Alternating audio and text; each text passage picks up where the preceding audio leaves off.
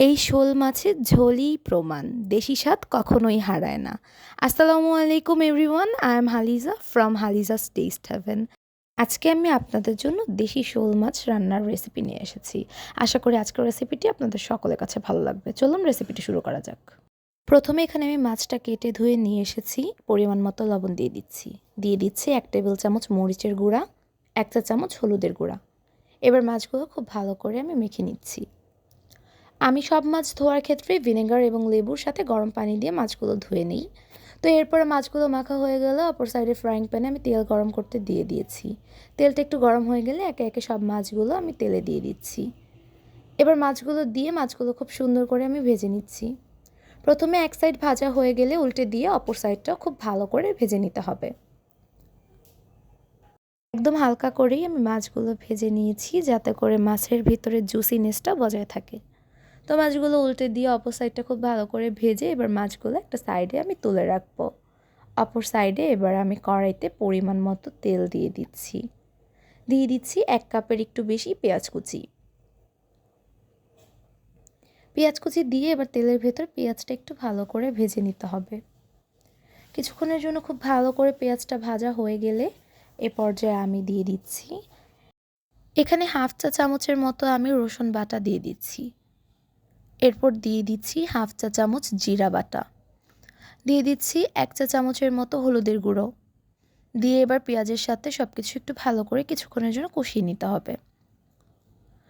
একটু কষানো হয়ে গেলে এ পর্যায়ে আমি 1 টেবিল চামচ মরিচের গুঁড়ো দিয়ে এবার আরও ভালো করে মশলাগুলো কষিয়ে নিচ্ছি।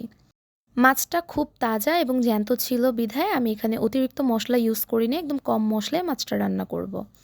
এখানে মশলাটি একটু কষানো হয়ে যাওয়ার পর আমি অল্প একটু পানি দিয়ে আবারও ভালো করে মশলাটা কষিয়ে নিচ্ছি। তো মশলাটা কষানোর পর এইভাবে যখন একটু তেল ওঠা হয়ে যাবে, ঠিক এই পর্যায়ে আমি আবারও একটু পানি দিয়ে দিচ্ছি। পানি দিয়ে আরও 2 মিনিটের মতো এবার মশলাটি একটু কষিয়ে নিচ্ছি। একটু কষানো হয়ে গেলে আগে থেকে ভেজে রাখা মাছগুলো এবার আমি দিয়ে দিচ্ছি। মাছগুলো দিয়ে নেওয়ার পরে এবার আমি সব মশলাগুলোর সাথে মাছগুলোকেও কিছুক্ষণের জন্য ভালো করে কষিয়ে নিব। মাছগুলো আরও কিছুক্ষণ কষানোর পর পানিটা যখন একটু টেনে এসেছে, ঠিক এ পর্যায়ে আমি আগে থেকে কেটে রাখা টমেটো দিয়ে দিচ্ছি। এখানে 2টি টমেটো দিয়ে দিলাম। এবার আমি মাছের সাথে টমেটোটাকেও আর কিছুক্ষণ কষিয়ে নিচ্ছি। টমেটোটা একটু ভালো করে কষানোর পর এবার আমি পরিমাণ মতো পানি দিয়ে দিচ্ছি।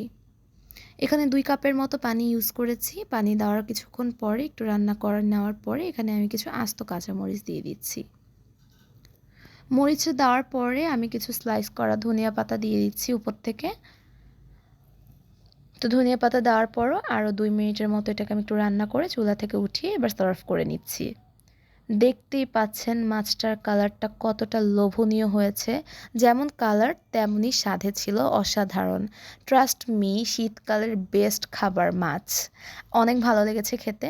আশা করি আজকের ভিডিওটি আপনাদের সকলের কাছে ভালো লেগেছে। ভালো লাগলে আমার চ্যানেলটি লাইক, ফলো, সাবস্ক্রাইব করে আমার সাথেই থাকবেন। এতক্ষণ ধরে আমার ভিডিওটি দেখার জন্য অসংখ্য ধন্যবাদ। দেখা হবে নেক্সট কোনো ভিডিওতে। আল্লাহ হাফেজ।